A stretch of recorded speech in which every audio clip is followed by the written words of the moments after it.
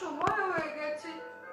কিছুক্ষণ পর পণ্ডিত মশাইকে আসতে দেখে মাধবী এগিয়ে জিজ্ঞেস করে, কিছু ব্যবস্থা হলো?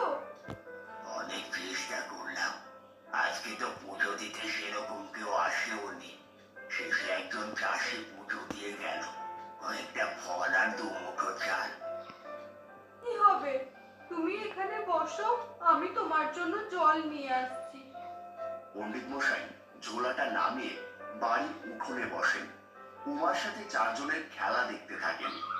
কিছুক্ষণ পর মাধব ভেতর থেকে আওয়াজ দেয়, ঝোলাটা রান্নাঘরে নিয়ে আসবে তো? তখন পণ্ডিত মশাই ঝোলাটা তুলতে গেলে তুলতে পারেন না।